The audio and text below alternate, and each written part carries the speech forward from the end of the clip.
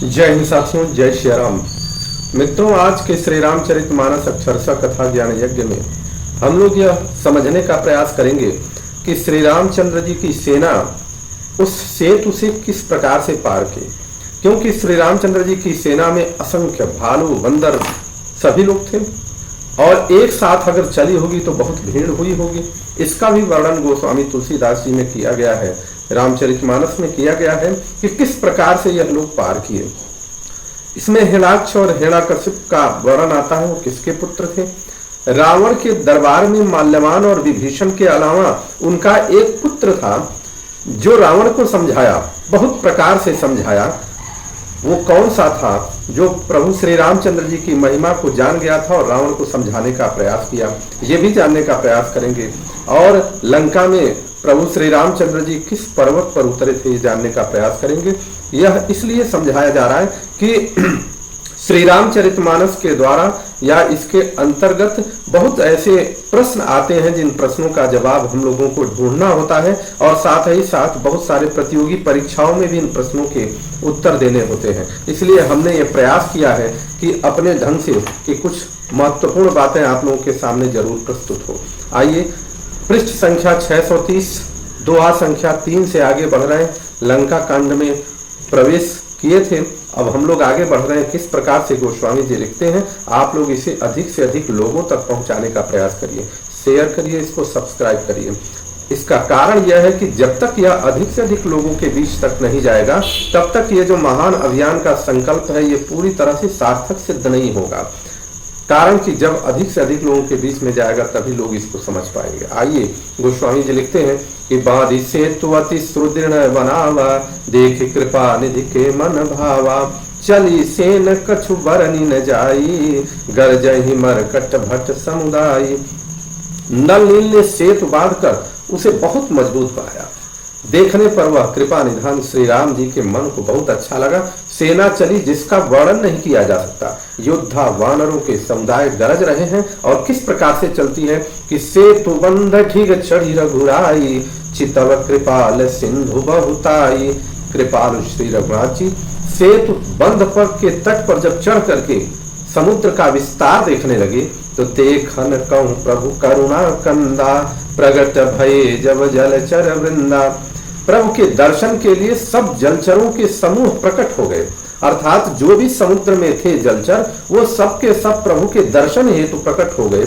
और उनका वर्णन किस प्रकार से गोस्वामी जी ने किया है कि प्रभु ही बिलो कहीं तरही न टारे, मन हर्षित सब भये सुखारे। अब देखिए, ऐसे ही एक तिन्ह जे खाई, एकन के डर ते पिटराई। ऐसे हैं कि कुछ ऐसे भी जीव जंतु, देखिए, मकर नक्र नाना झस ब्याला, सत जो जन तन परम विशाला। ऐसे एक तिन्ह जे खाई, एकन के डर ते पिटराई। बहुत तरह के मकर, नाग अर्थात घड़ियाल, मक्ष और सर्प थे जिनके 100 योजन के बहुत बड़े बड़े विशाल शरीर थे। कुछ ऐसे भी जंतु थे जो उनको भी खा जाए, किसी किसी के डर से तो वे किसी से डर भी रहे थे। प्रभु ही बिलो कहीं तरही न टारे, मन हर्षित सब भय सुखारे। एक दूसरे को खा लेने वाले ऐसे जीव जंतु वहां थे, फिर भी प्रभु श्री राम को देखते समय कोई भी वहां से हट नहीं रहा है। तरही न टारे, हटाने से भी नहीं हटते हैं। तिनकी ओटन देखी बारी, मगन भय हरि रूप निहारी। सब सुखी हो गए और उनकी आड़ के कारण अब इतने जलचर प्रकट हो गए कि प्रभु श्री रामचंद्र जी समुद्र की महिमा देखना चाहते हैं कि समुद्र कितना विशाल है, तो उनके प्रकट होने के कारण अब जल दिखाई ही नहीं पड़ रहा है। वे सब भगवान का रूप देखा आनंद में मग्न है, अर्थात प्रभु के सामने अब वो समुद्र एक तरह से विलुप्त जैसा हो चुका है। चला कटक प्रभु आय सुपाई, को कहीं सक कपिदल विपुलाई। प्रभु श्री राम जी की आज्ञा पाकर सेना चली। वानर सेना की विपुलता को कौन कहा सकता है। अब जब सेना चलती है तो वहां पर माहौल किस प्रकार से होता है। सेतु बंध भई वीरयति, कपिनव पंथ उड़ाई। आय पर जल चरनी ऊपर, चढ़ी चढ़ी पार ही जाए। अब उस सेतु पर इतनी भीड़ हो गई एक साथ, क्योंकि वो कहा है पद्म 18 जूथप बंदर 18 पद्म तो सेनापति थे। अब सोचिए कितनी भीड़ हुई होगी। इतनी भीड़ हो गई कि अब उसमें भीड़ को मैनेज करने के लिए कुछ जितने वानर थे वो आकाश मार्ग से उड़ने लगे, उड़कर जाने लगे। और उसके बाद भी जब भीड़ नहीं ठीक पा रही है उस पर, तो जितने जलचर वो समुद्र में प्रकट हुए थे इतने विशाल विशाल कि सभी भालू इत्यादि उनके शरीर के ऊपर से अपना जाने लगे। वो रास्ता एक तरह से बन गया। इससे स्पष्ट हुआ कि सेतु तो प्रभु ने एक बनाया और उनकी महिमा ऐसी है कि सारे जलचर अब आ करके उनको रास्ता के रूप में अपनी पीठ दे दिए, सारी सेना पार हो गई। अस कौतुक विलोकी दो भाई, विहसी चले कृपाल रघुराई, सेन सहित उतरे रघुवीरा, कहीं न जाई कपिजू तप वीरा। कृपाल श्री रघुनाथ जी और लक्ष्मण जी दोनों भाई ऐसा कौतुक देखकर वह हंसते हुए चल दिए। श्री रघुवीर सेना सहित समुद्र के पार हो गए और वानरों और उनके सेनापतियों की भीड़ कहीं नहीं जा सकती। सिंधु पार प्रभु डेरा, कीन सकल कपिन कहूँ आय सुदीन्हा, अखाहु जाय फल मूल सुहाए, सुनत भालु कपि जह तह धाये। प्रभु ने समुद्र के पास डेरा डाला। सब वानरों को आज्ञा दी कि तुम जाकर सुंदर फल फूल खाओ। यह सुनते ही ऋक्ष वानर जहां तहां दौड़ गए।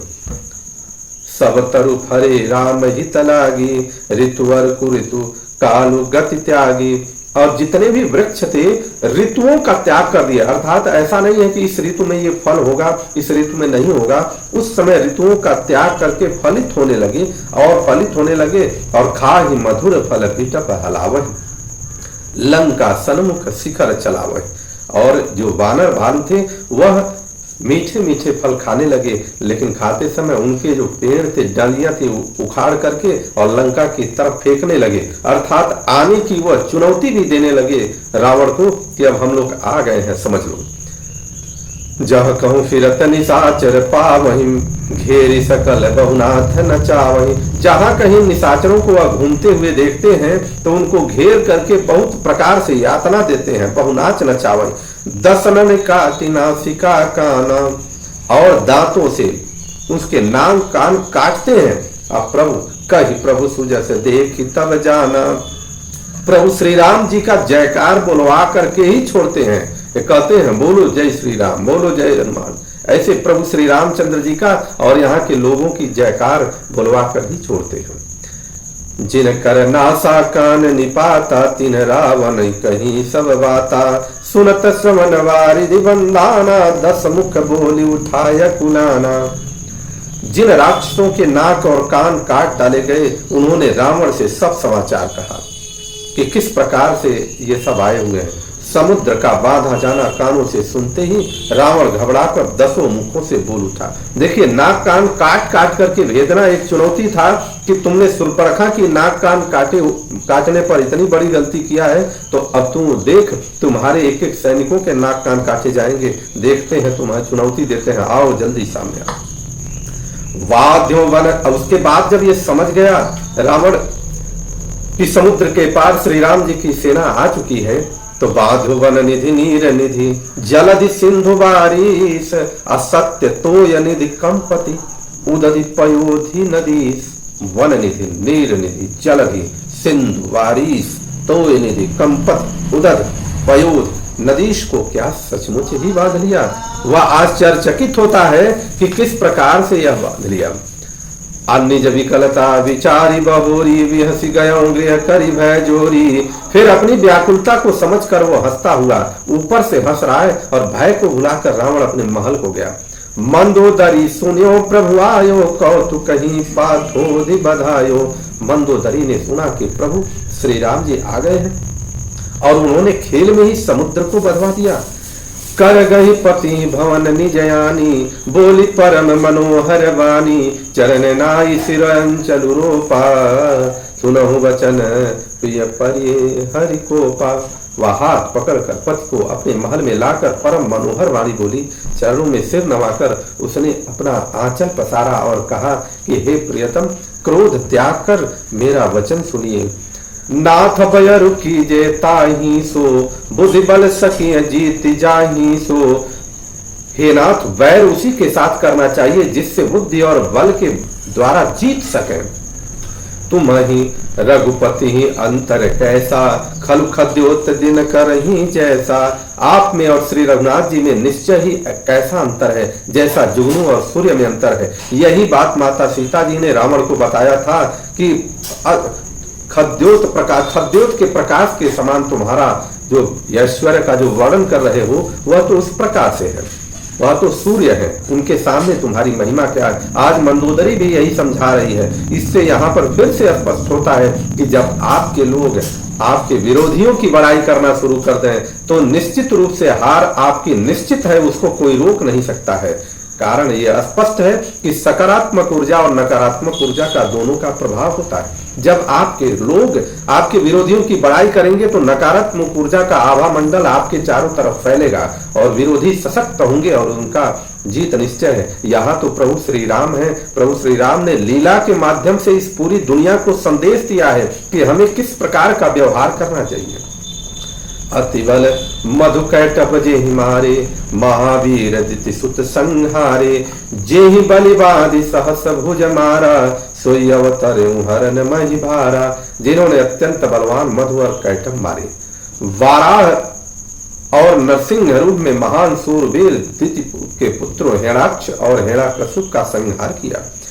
जिन्होंने वामन रूप में बलि को बाधा और परशुराम रूप में सहस्त्रबाहु को मारा, वे ही भगवान विष्णु पृथ्वी का भार हरण करने के लिए राम रूप में अवतीर्ण हुए हैं। तासु विरोधन कीजिए नाथा, काल कर्म जीव जाके हाथा। हे नाथ, उनका विरोध न कीजिए जिनके हाथ में काल कर्म और जीव सभी है। राम ही सौंपी जानकी, नाई कमल पद माथ। असुत कहूँ राज समर्पी बन, जाय भजिय रघुनाथ। चरण कमलों में सिर नवाकर उनको जानकी जी को सौंप दीजिए और आप पुत्र को राज देकर वन में जाकर श्री रघुनाथ जी को भजन कीजिए। क्यों? उसका कारण क्या है कि नाथ दीन दयाल रघुराई। देखिए, चौथेपन का इन्होंने वर्णन किया कि अब हमारी उम्र या हम लोगों का उम्र भजन करने का और जंगल में जाने का, सब कुछ त्याग देने का है, इसलिए अब सब त्याग करके चल के भजन करिए। नाथ दीन दयाल रघुराई, बाघों सन्मुख गए न खाई। हे नाथ, श्री रघुनाथ जी को तो दीनों की दया करते हैं, दीनों पर दया करने वाले हैं। बाघ के सन्मुख में भी चला जाए अगर कोई आदमी तो वह सीधे नहीं खाता है, सन्मुख शरण आने पर वो माफ करता है। चाहिए करण सो सब करि बीते, तुम सुर असुर चराचर जीते। आपने सुर असुर सभी लोगों को चराचर में जीता है। अब कौन सा आपका इच्छा रह गया है, कौन सी मनोकामना रह गई? संत कहि असी नीति दशानन, चौथे पन जाई नृप कानन। हे दशमुख, संत ऐसी नीति कहते हैं कि चौथे पन में राजा को वन में चले जाना चाहिए। तासु भजन कीजिए तह भरता, जो करता पालक संग हरता। हे स्वामी, वहां आपका उनका भजन कीजिए जो सृष्टि के रचने वाले, पालने वाले और संहार करने वाले हैं। सोई रघुबीर प्रणत अनुरागी, भजहु नाथ ममता सब त्यागी। मुनिवर जतन करहि जेहि लागी, भूप राजु तजि होहि विरागी। हे नाथ, आप विषयों की सारी ममता छोड़कर उन्हीं को शरणागत पर प्रेम करने वाले भगवान का भजन कीजिए। जिनके लिए श्रेष्ठ मुनि साधन करते हैं, राजा राज्य छोड़कर वैरागी हो जाते हैं, सोई कोसलाधीश रघुराया। आयो करन तू ही परदाया। वह कोसलाधीश आप पर दया करने के लिए यहाँ पर आए हुए हैं। जौ पिय मानव मोर सिखावन, सुजसु होई त्यों पुरयति पावन। हे प्रियतम, यदि आप मेरी सीख मान लें तो आपका अत्यंत पवित्र और सुंदर यश तीनों लोकों में फैल जाएगा। अस कहीं नयन नीर भरी, गई पद कंपित गात। नाथ भजऊ रघुनाथ ही, अचल हो यही बात। ऐसा कहकर नेत्रों में जल भरकर पति के चरण पकड़कर कांपते हुए शरीर से मंदोदरी ने कहा, हे नाथ, श्री रघुनाथ जी का भजन कीजिए जिससे मेरा सुहाग अचल हो जाए। तब रावण मैं सुता उठाई, कहे लाग खल निज प्रभुताई। तब रावण ने मंदोदरी को उठाया और वह दुष्ट उससे अपनी प्रभुता कहने लगा और क्या कहता है कि सुनते प्रिया वृथा भय माना, जग जोधा को मोहि समाना। हे प्रिय सुन, तूने व्यर्थ ही अपना भय मान रखा है। बता तो जगत में मेरे समान योद्धा और कौन है। वरुण कुबेर पवन जम काला, भुजबल जीते सकल दिक्पाला। वरुण कुबेर पवन यमराज आदि सभी दिक्पालों को और काल को भी मैंने अपनी इस भुजाओं से जीत रखा है। देव दनुज नरवस सब बस मोरे, कवन हे तो उपजा भय तोड़े। देवता दानव और मनुष्य सभी मेरे बस में हैं, फिर मुझको तुझको यह भय किस कारण से उत्पन्न हुआ। नाना विदिते कहसी बुझाई, सभा बहुरी बैठी सो जाई। मंदोदरी हृदय यस जाना, कालवस्य उपजाय अभिमाना। मंदोदरी ने उसे बहुत प्रकार से समझा करके कहा, परंतु मंदोदरी को वह समझाकर और फिर वह अपनी सभा में जाकर के बैठ गया। मंदोदरी को यह बात समझ में आ गई कि अब काल के वश होने के कारण पति को अभिमान हो गया है। सभा आई मंत्रिन जी बूझा, करब कवन विधि रिपुसय पूझा। सभा में आकर अपने मंत्रियों से पूछा कि शत्रु के साथ किस प्रकार युद्ध करना चाहिए। कहि सचिव सुन निश्चर नाह, बार बार प्रभु पूछऊं काह। मंत्री कहने लगे, हे राक्षसों के नाथ, हे प्रभु सुनिए, आप बार बार क्या पूछते हैं। कहूं कवन भय करिए विचारा, और नर कपि भालू आहार हमारा। कहिए तो कौन सा बड़ा भय है जिसके विचार किया जाए, और मनुष्य और वानर तो हमारे भोजन है। सबके वचन श्रवण सुनी, कह प्रहस्त्र कर जोरी। नीति विरोधन करिय प्रभु, मंत्री न मति अति थोरी। अब इसके बाद सबका वचन सुन करके रावण का पुत्र प्रहस्त हाथ जोड़ करके कहा, हे प्रभु, नीति की विरुद्ध कुछ भी नहीं करना चाहिए। मंत्रियों में बहुत थोड़ी बुद्धि है और आप इसको समझिए, और नीति के विरुद्ध क्या हो जाएगा। अब कह सचिव सठ ठकुर सोहाती। ये सचिव जितने हैं आपके जो मंत्री हैं, वो आपकी केवल ठकुर से हाथी कर रहे हैं, अर्थात मुंह देखी बात कर रहे हैं। नाथ न पुर आव यही भांति। हे नाथ, इस प्रकार के बातों से पूरा नहीं पड़ेगा। बारिधि नागी एक कपियावा, तासु चरित मन महु सब गावा।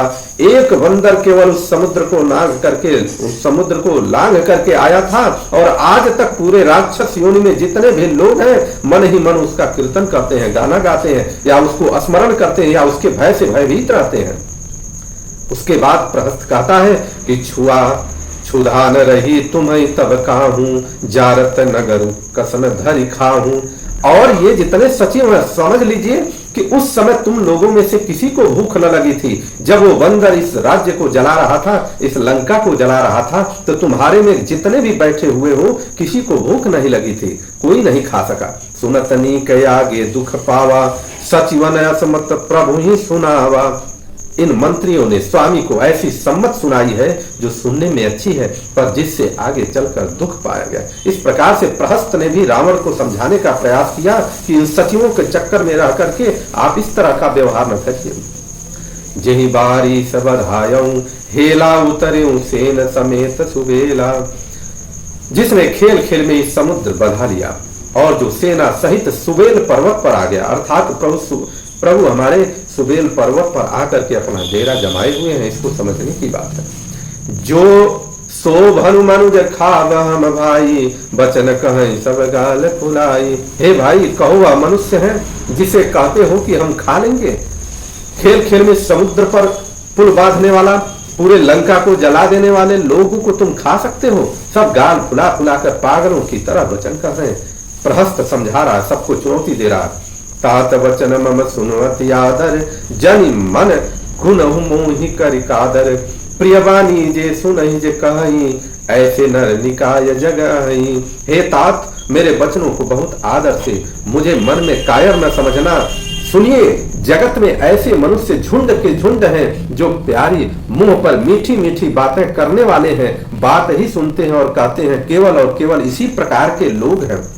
अर्थात यहाँ स्पष्ट है कि उन लोगों से हमें पूरी तरह से दूरी बना करके रहना चाहिए जो आपके सामने मीठी मीठी बातें करते हैं, क्योंकि वह मीठी बातें क्षणिक रूप से आपका लाभ कर सकती हैं, लेकिन आगे जाने पर आपका नुकसान ही करेंगी। ऐसा यहाँ पर प्रहस्त ने भी रावण को समझाते हुए कहा है। बचन परम हित सुनत कठोरे, सुनहि जे कहाँ ते नर प्रभु तोरे। प्रथम बसीठ पठौ सुनु नीति, सीता दे करऊं पुनि प्रीति। हे प्रभु, सुनने में कठोर परंतु परम हितकारी वचन जो सुनते हैं और कहते हैं, वे मनुष्य बहुत ही थोड़े हैं। नीति सुनिए, पहले दूत भेजिए और सीता को देकर श्री राम जी के प्रीति कर लीजिए। नारी पाई फिर जाहि जो, तो न बढ़ाई नारी। अनाहित सन्मुख समर मही, तात करिय हठि मारी। यदि वे स्त्री पाकर लौट जाए तब तो झगड़ा न बढ़ाइए, नहीं तो हेतात सन्मुख युद्ध भूमि में उनसे हठपूर्वक मारकाट कीजिए। ये मेरी तरफ से भी आपको सलाह है। इस प्रकार से प्रहस्त ने रावण को समझाया। अर्थात आज ये समझ में आता है कि रावण के दरबार में भी रावण को समझाने वालों में उनका एक पुत्र भी था, परंतु उस समझाने वाले पुत्र की बात न मानने पर रावण का सत्यानाश हुआ। अंत में वही पुत्र समझाता है प्रहस्त, और अंत नहीं माना तो रावण का सत्यानाश हुआ। सारे पुत्र, सारे के सारी सेना पूरी लंका ध्वस्त हो गई, तहस नहस हो गई। भोली